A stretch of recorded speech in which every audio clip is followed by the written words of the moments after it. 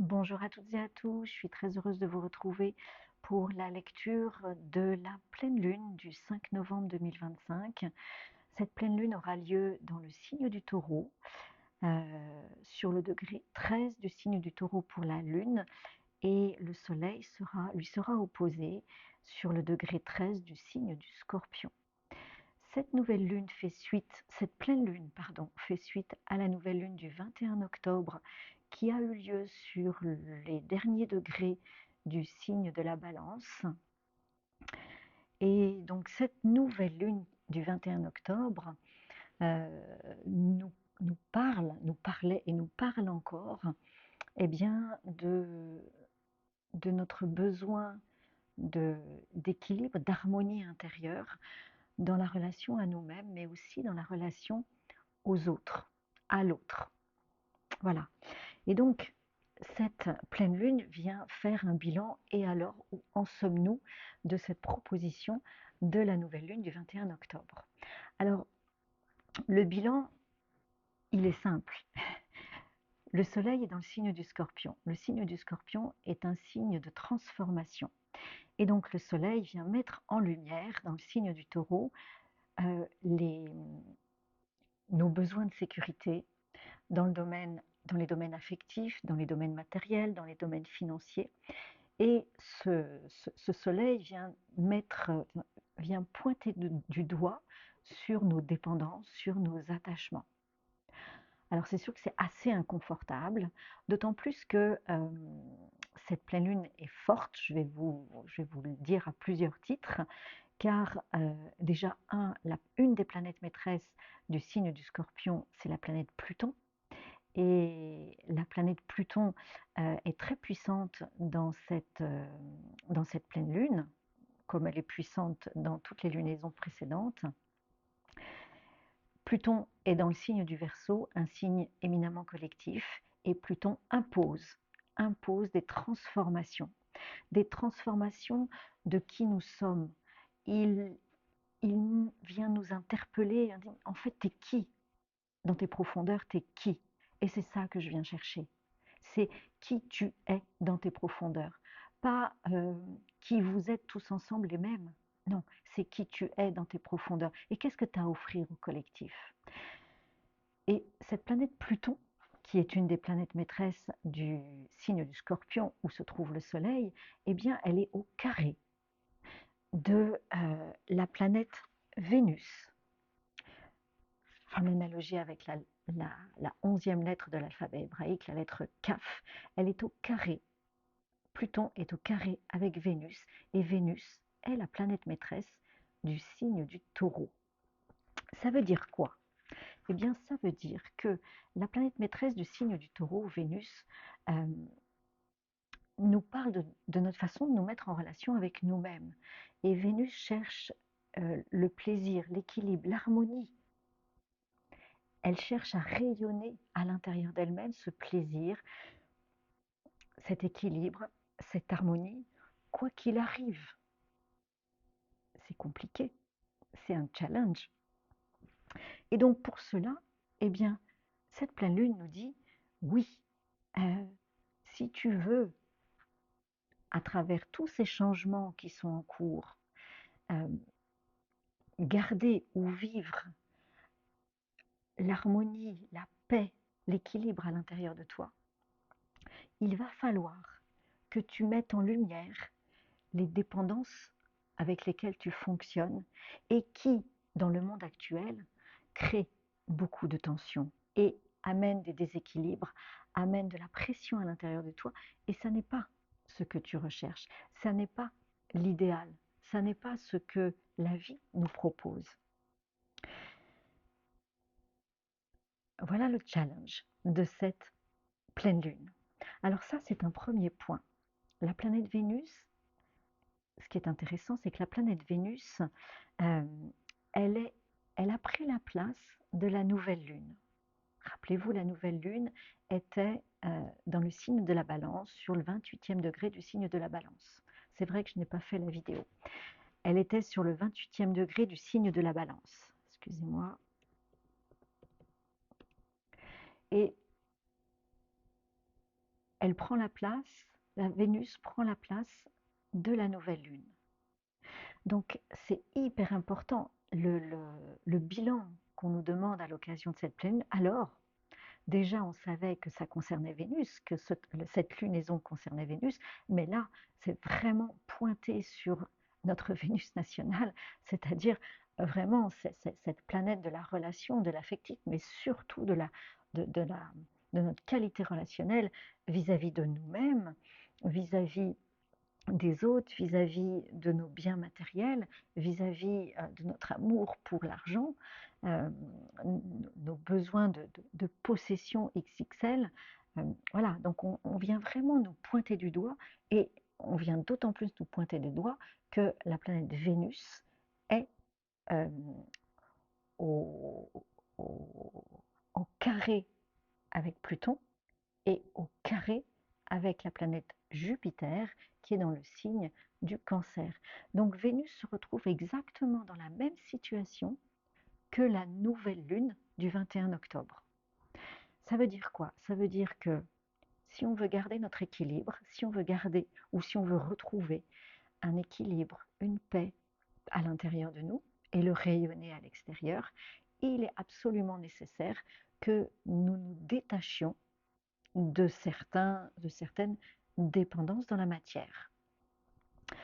La matière, c'est le signe du Taureau, le deuxième signe du zodiaque, qui est un signe de terre, qui est ce signe-là, ce glyphe-là. Donc vous voyez, ça c'est la terre, c'est nous sur terre. Et nous sur terre, nous sommes toujours connectés au cosmos. Donc on est vraiment dans un lien, on est sur terre et connecté au cosmos.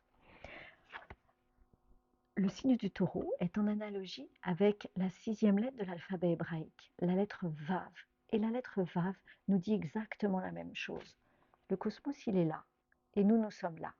Donc, il tisse un lien, un filament entre le cosmos et la Terre.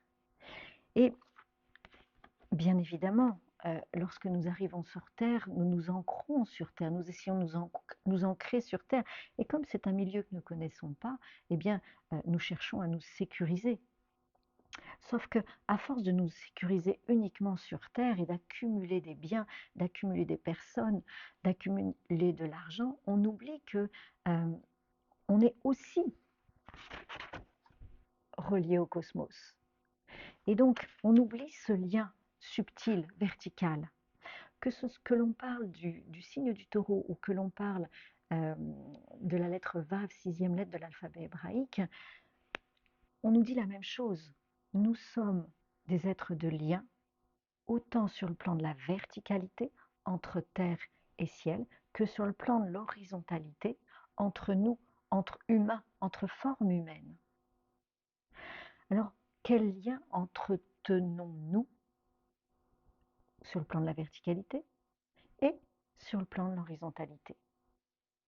Et ces liens sont-ils des liens de dépendance ou bien sont-ils des liens fluides, transformables, mutables, comme nous le propose la lettre Kaf en analogie avec la planète Vénus? Car effectivement, la lettre Kaf, 11e lettre de l'alphabet hébraïque, est une lettre de mutation. Et elle vient nous dire, cette lettre de mutation, cette Vénus, que on est en constante évolution. Et pour pouvoir garder son équilibre et sa paix à l'intérieur de nous, nous devons être tout le temps en transformation, en utilisant, en tenant compte du collectif et de l'environnement dans lequel nous sommes. Et ça, c'est la planète Pluton qui vient nous le rappeler. Pluton qui est dans le signe du Verseau. Donc dans ce signe collectif, Pluton vient nous dire le monde change, le monde évolue, on ne peut plus continuer comme ça. Là, aujourd'hui, là, vous vous êtes enfermé dans un mode de fonctionnement routinier et hyper confortable. Aujourd'hui, on accède à d'autres à d'autres informations, à d'autres vibrations, et ce monde-là est en train de se mourir. Donc, il est important que vous changiez et que vous leviez vos dépendances. Déjà, que vous prenez conscience de vos dépendances, et lorsque vous avez pris conscience de vos dépendances, eh bien que vous les fassiez évoluer pour que vous puissiez rester dans une certaine harmonie ou retrouver une paix, une harmonie à l'intérieur de vous que vous allez offrir aux autres. D'accord? De l'autre côté, car la planète Vénus, planète maîtresse du signe du Taureau, est à la pointe d'un T carré, donc 1 avec la planète Pluton et 2 avec la planète Jupiter dans le signe du Cancer. Et on vient nous dire, le cosmos vient nous dire, dans ce T carré, vient nous dire le changement, il est à faire à l'intérieur de toi, Jupiter en Cancer. Le changement, il est à faire à l'intérieur de toi, dans tes cellules, dans tes racines, dans toute ta lignée, en fait.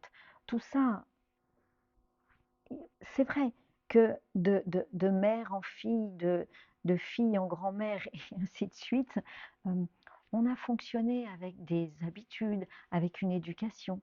Tout ça est à revisiter. Alors il est vrai que Jupiter dans le signe du Cancer va nous amener à beaucoup, beaucoup d'émotions. Et en même temps, toutes ces émotions, c'est un petit peu, le ciel est un petit peu vicieux. Il va nous chercher dans l'émotionnel pour qu'à un moment donné, on lâche prise, on lâche la dépendance.